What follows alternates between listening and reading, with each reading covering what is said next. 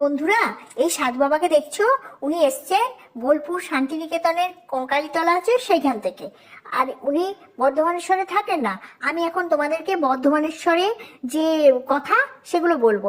বর্ধমানেশ্বর শিব মন্দিরেতে ওনার ডাক নাম তো সবাই মোটা শিব বলেই জানে।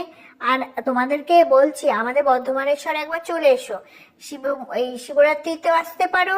আর আর নাইলে সে শ্রাবণ মাসে শিব ঠাকুরকে জল দেওয়া হয় না, সে তখন একবার আসবে। দারুণ দেখতে লাগবে। সোমবার কেন, যে কোনো বাড়ি চলে আসবে। আমি তো বলছি দারুণ ভালো। আর দেখো সবাই কেমন কপালেই যে টিপ পড়ছে। টিপটার একটা নাম আছে, কি বলতো, বসুধারা। আর আমাদের বর্ধমানেশ্বর কিন্তু অনেক আগের থেকে ছিলেন না যে 10,000 বছর, 3,000 বছর বা 300 বছর, এটা বলতে পারবো না। উনি এসেছেন, আমাদের এখানে আবির্ভাব হয়েছেন 1972 সালে। আমাদের এখানে তো জানো বর্ধমান হচ্ছে রাইস মিলের জন্য বিখ্যাত। এটি একটি রাইস মিলের এলাকার মধ্যেই পড়ে। হ্যাঁ, ওনারা হয়তো কিছু খনন কার্য করে মানে বিল্ডিং টিল্ডিং বানাচ্ছিলেন বা কনস্ট্রাকশন কিছু একটা বানাচ্ছিলেন, সেই সময় বাবা আবির্ভাব হয়েছেন। গর্ত করছিলেন কিছু কাজে, ওনাদের কাজের জন্যে বাবা দেখা দিয়ে দিয়েছেন বর্ধমানেশ্বর। তবে বর্ধমানেশ্বর ছোটখাটো মানুষ নয়, মানে ঠাকুর না, অনেকটা বড় একজন ঠাকুর। মানে মোটা শিব কি সাধে বলে, মানে মনে হয় আমার মনে হয় এশিয়ার মধ্যে এত মোটা শিবলিঙ্গ আর কোথাও নেই। একবার দেখে যাইও।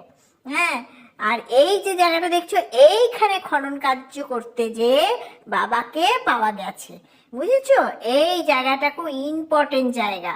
আর বুঝতেই পারছো এখানে পূজা অর্চনা চলছে আর নানা রকম অনুষ্ঠান চলছে। আর আমার প্রচুর ফ্যানদের সাথেও দেখা হয়ে যাচ্ছে।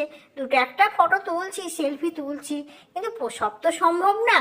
তা যাই হোক, আমার বন্ধুদের সাথে বা মানে ফেসবুকে যারা আমাকে লাইক ফলো করে তাদের সাথে দেখা হয়ে যাচ্ছে বর্ধমানেশ্বরে। বাবার কৃপা, বাবা কৃপা, জয় বাবা ভোলানাথ। হ্যাঁ, হারা হারা মহাদেব। আর কি বলবো, এই দেখো একজন সেবায়েত, মানে এখানকার পুরোহিত, ওনার সাথে দেখা হলো, তোমাদের সাথে আলাপ করে দিলাম। হ্যাঁ, আরো একজন আছেন, তার সাথেও আলাপ করে দেবো। জয় বাবা ভোলানাথ। সবই তোমার কৃপা, সব কিছুই দেখছো। আর আমার ভিডিওগুলো কেমন হচ্ছে সেগুলো একটু কমেন্টের মাধ্যমে জানিও। আরে বাবা, হারা হারা মহাদেব। এই যে মেয়েটি, এর নাম হচ্ছে বুলা। বুলা এখানে ঠাকুরের সেবা করছে। আরে ভগবান, ওকে কত পুণ্যর ফল ও পাচ্ছে গো।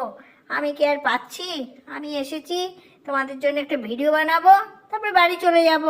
আবার কোনো সময় বাবা যদি ডাকেন